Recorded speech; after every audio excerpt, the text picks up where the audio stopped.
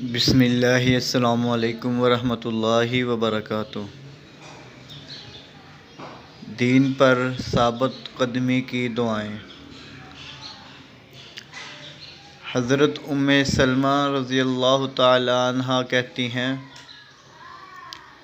کہ رسول اللہ صلی اللہ علیہ وسلم جب نماز مغرب سے فارغ ہوتے، گھر میں داخل ہوتے، 2 رکعت نماز پڑھتے، پھر یہ دعا پڑھا کرتے تھے: یا مقلب القلوب والابصار ثبت قلوبنا علی دینک۔ اسی دعا کا ترجمہ سنیں: اے دلوں اور آنکھوں کو پلٹنے پھیرنے والے، ہمارے دلوں کو اپنے دین پر قائم و دائم رکھ۔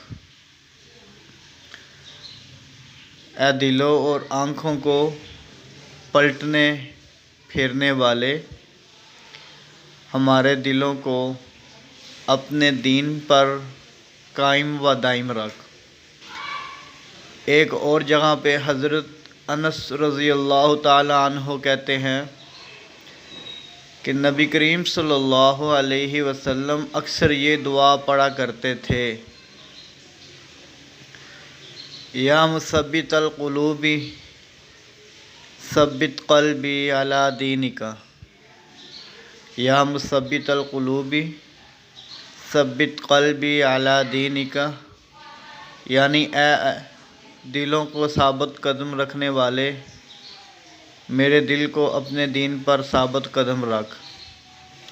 یا مثبت القلوب ثبت قلبی علی دینک۔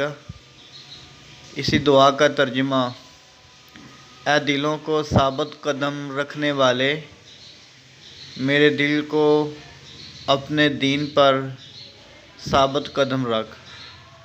یہ تھی دین پر ثابت قدمی کی دعائیں۔